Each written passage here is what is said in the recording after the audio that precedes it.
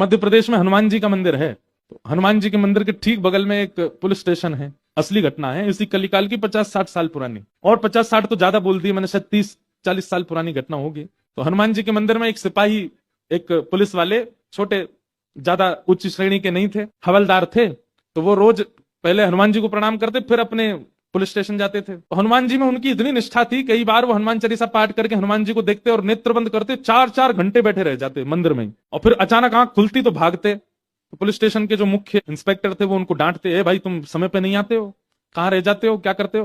तो बोले मैं हनुमान जी के मंदिर में बैठा रह जाता हूँ बगल में। तो मैं सुबह ही जाता हूँ, पर मैं क्या, बोले भक्ति वक्ति करनी है तो वर्दी उतारो, उसी में लगे रहो। बहुत डांट पड़ने लगी। एक दिन तो लास्ट वार्निंग दे दी, बोले कल से अगर तुमने एक भी दिन ऐसा किया तो तुमको हम निकाल देंगे। लेकिन बेचारे रोज हनुमान जी के पास आते। हनुमान जी के प्रति उनका कोई संबंध था, या तो भाई मानते थे या कुछ मित्र मानते, कुछ मानते थे।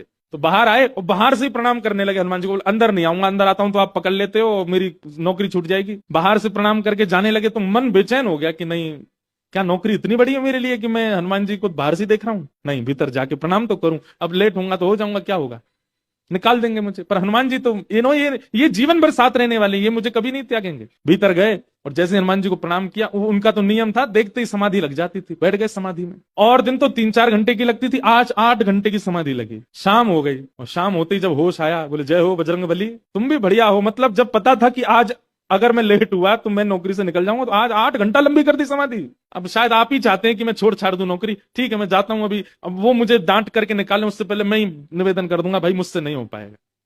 भीतर गए, इंस्पेक्टर साहब से जाकर के बोले, भगवान आप रोज रोज मुझे डांटे, उससे अच्छा मैं आपसे निवेदन कर दूं, मैं इस नौकरी के लिए बना नहीं हूं, आप मुझे निकाल दीजिए। इंस्पेक्टर बोले क्यों, क्या हो गया, और तुम ऐसे क्यों बात कर रहे हो, सब बढ़िया तो चल रहा है, कोई दिक्कत है नहीं? बोले नहीं, देखिए उस दिन भी लेट हुआ, आज भी फिर मैं लेट हो गया। कब लेट हुए? आज सवेरे हम लोग गए तो थे, वो चोर पकड़ के भीतर बंद किया, तुमने उसमें इतने मुक्का मारे घुमा घुमा के, बेचारे की नाक से खून निकाल दिया तुमने। हम तुमको रोक रहे थे, लेकिन आज तुम्हें ऐसा बल उठा उठा के फेंक रहे थे उसको। सब बढ़िया तो है, अब समय से आते रहते हो तुम, अब कोई दिक्कत नहीं है, अब क्यों कह रहे हो इस्तीफा देना?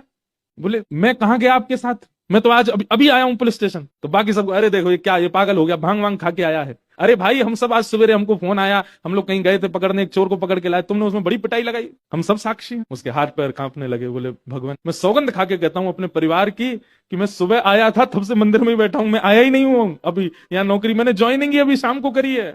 तुरंत दौड़ करके गए। बोले नाथ, आज मेरी जगह आप गए थे, तभी इतने मुक्का पड़े हैं चोर में। हनुमान जी महाराज गए उसकी जगह। इसका मतलब ये नहीं है कि कल एग्जाम है और आप कहो हे पंडरीनाथ आप ही मेरा रूप धारण करके चले जाओ, पास करवाया हो मुझे। ये तो भक्ति भाव पर निर्भर करता है, जिसका प्रेम अतीत होता है।